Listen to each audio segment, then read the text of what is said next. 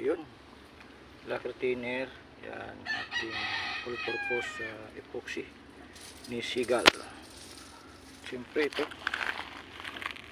gamit natin A+ elastomeric, yung tira nating pintura. Yun, pagaluin mo lang yung lacquer at yung epoxy para medyo lumabnaw. Yun,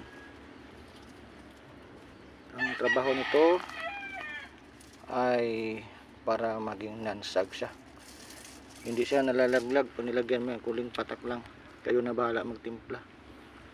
Ito yung ating tinatrabaho. Yan, yung flatboot.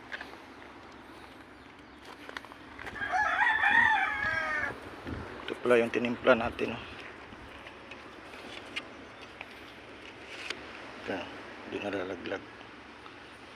Di nalalaglag. So yan ang sikreto ng elastomeric natin na A+.